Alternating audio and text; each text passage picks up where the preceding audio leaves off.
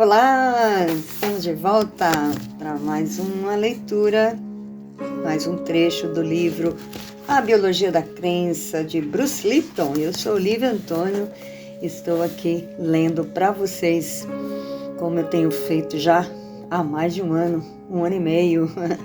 Vamos lá. A primazia do ambiente, a nova ciência revela que as informações que controlam a biologia têm origem nos sinais ambientais. Estes, por sua vez, controlam as ligações das proteínas reguladoras do DNA, que regulam as atividades dos genes. As funções do DNA, do RNA e das proteínas são as mesmas descritas no painel da primazia do DNA. Observe que o fluxo de informações não é mais unidirecional. Nos anos 1960, Howard Tannen desafiou o dogma central ao apresentar experiências que revelavam que o RNA podia seguir um fluxo oposto ao estabelecido pelas regras científicas de até então e modificar o DNA. Inicialmente regularizado por suas heresias, Tannen acabou ganhando o prêmio Nobel por sua teoria de transcriptase reversa, mecanismo molecular que permite ao RNA modificar o código genético. A transcriptase reversa ficou ainda mais conhecida ao ser utilizada na manipulação do RNA no vírus da AIDS para controlar o DNA das células infectadas, adicionando ou removendo grupos químicos de metil por influenciar a ligação das proteínas regulatórias. As proteínas precisam seguir o fluxo previsto de informações, já que os anticorpos e proteínas em células imunes são responsáveis pelas modificações do DNA nas células que os sintetizam. Há sérias restrições quanto à reversão desse fluxo, uma composição que evitaria mudanças radicais no genoma das células. Como se remove essa manga? Isso, voltando à leitura de ontem, somente um sinal do ambiente pode fazer com que esta capa de proteína modifique seu formato, como ocorre com a dupla hélice do DNA, por exemplo, permitindo que seus genes sejam lidos. Quando o DNA fica exposto, a célula pode fazer uma cópia dele, e a atividade do gene passa a ser controlada pela presença ou pela ausência da capa de proteína, que por sua vez é controlada pelos sinais do ambiente. A história do controle epigenético é a história de como os sinais ambientais controlam a atividade dos genes.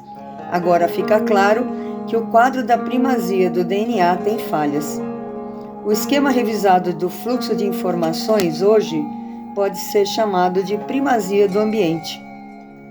Este novo e mais sofisticado fluxo de informações da biologia começa com um sinal do ambiente que age sobre as proteínas reguladoras, depois sobre o DNA, o RNA e finalmente sobre o resultado final, a proteína.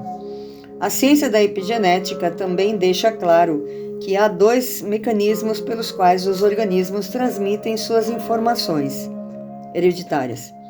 Ambos permitem aos cientistas estudar tanto as contribuições da natureza, genes, entre parênteses, quanto as do aprendizado, abre parênteses, mecanismos epigenéticos, fecha parênteses, sobre o comportamento humano. Se focarmos nossa atenção apenas nos padrões, como os cientistas vêm fazendo há décadas, jamais vamos entender a influência do ambiente. Dennis, 2003. Chakravarti e Little, 2003. Vamos usar uma analogia para tornar mais clara essa relação entre a epigenética e os mecanismos genéticos. Você se lembra da época em que a programação da TV acabava à meia-noite? Eu me lembro. Quando os canais saíam do ar, um padrão teste, entre aspas, era exibido na tela. A imagem era semelhante à de um alvo de dardos como na figura seguinte. Imagine que o padrão da tela é o padrão codificado por um determinado gene, como de olhos castanhos, por exemplo. Os botões e os controles da TV permitiam que você modificasse a aparência horizontal e vertical da tela, ligue ou desligue o aparelho e altere características como cor, tonalidade, contraste e brilho. Ao fazer essas modificações, você pode alterar a aparência da tela, mas não modificar o padrão original da imagem. Esse é o papel das proteínas reguladoras. Estudos de síntese de proteínas revelam que os controles epigenéticos podem criar mais de 2.000 variações de proteínas a partir de um mesmo padrão genético. Aí vem uma figura. Nessa analogia epigenética, o padrão de teste na tela representa o padrão da estrutura de proteína codificada por um gene. Os controles de TV permitem que se altere a aparência do padrão B e C, mas não o padrão original da transmissão, abre parênteses, no caso do gene. O controle de epigenética modifica a leitura do gene sem modificar o código de DNA. Experiências da vida dos pais moldam o perfil genético das crianças. Sabemos que as regulagens geradas pelo meio ambiente, descritas acima, podem ser passadas de geração em geração. Um estudo importante publicado pela Universidade de Duke, em 1º de agosto de 2003, sobre biologia molecular e celular, mostra, por meio de experiências com ratos, que um ambiente rico pode ter influência mais forte que as mutações genéticas. Waterland e Girtow, 2003. Nesse estudo, os cientistas observaram os efeitos de suplementos dietéticos sobre ratas prenhes com genes de cutia.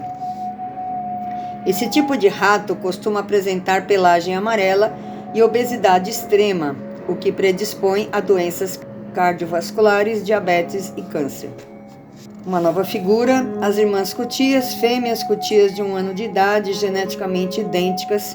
Suplementos metiladores da doadora materna alteram a coloração da pelagem de amarelo para marrom e fazem com que a incidência de obesidade, diabetes e câncer seja reduzida.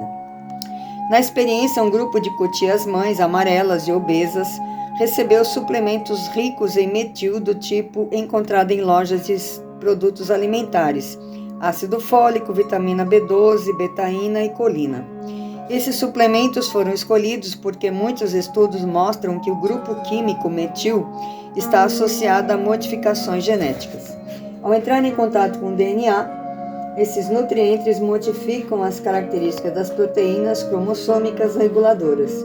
Se elas se juntam ao gene e o envolvem, a carcaça de proteína não pode ser removida e as informações do gene não podem ser lidas. Assim, o DNA metilado pode impedir ou modificar a atividade do gene.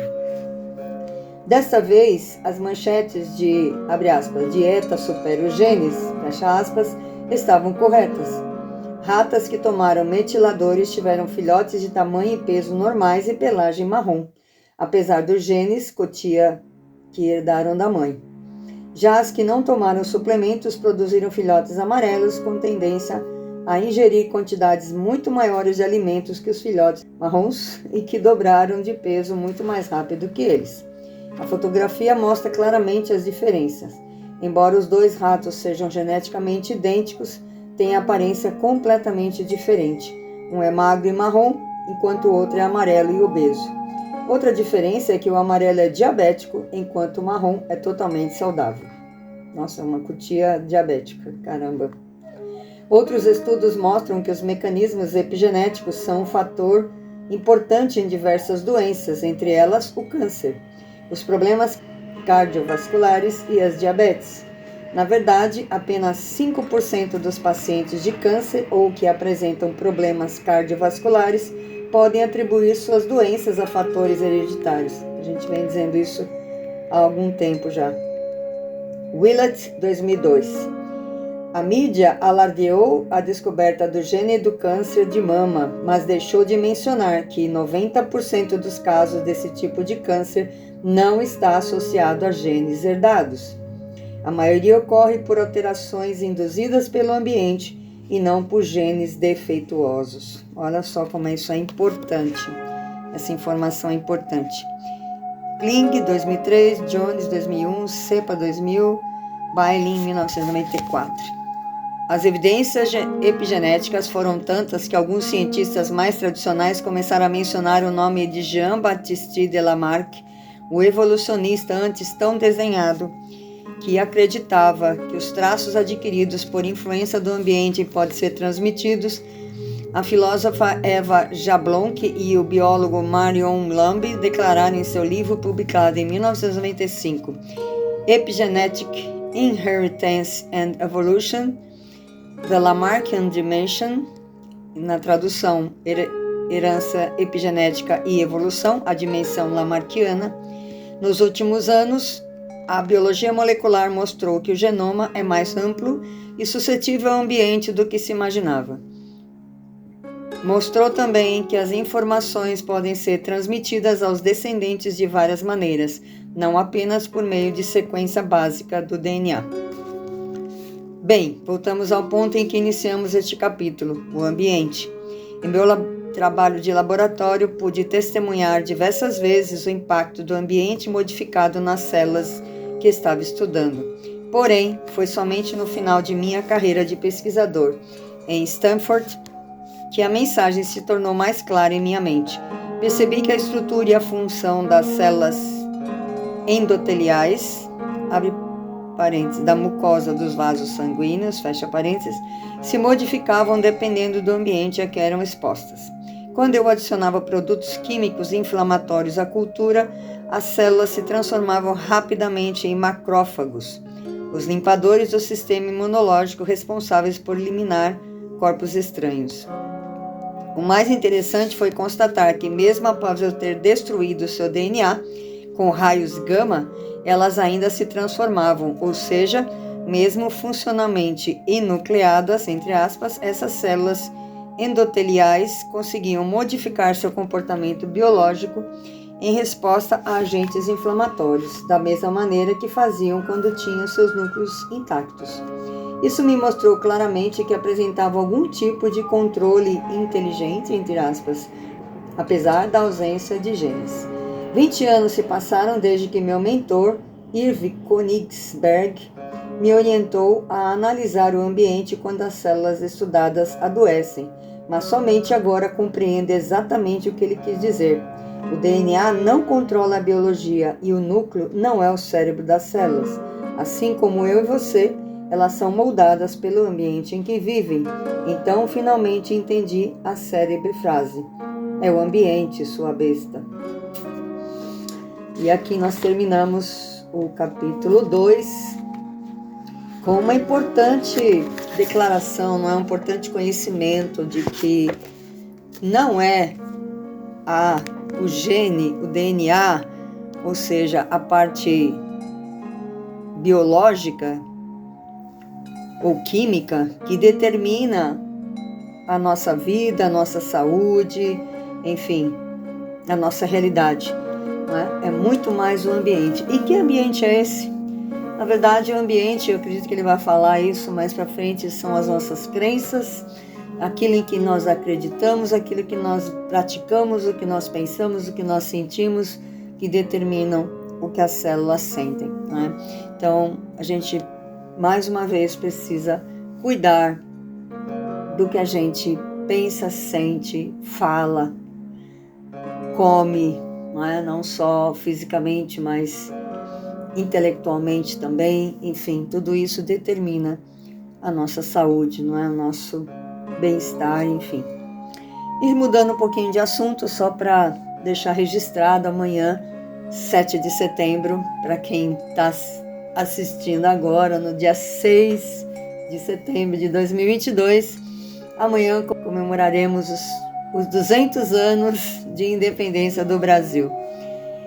E vai ser uma grande festa democrática, uma grande comemoração pela independência, um dia extraordinário que com certeza vai entrar para a história não só do Brasil, mas a história mundial e, quiçá, da galáxia. Né? Será uma imensa, gloriosa, brilhante e marcante comemoração.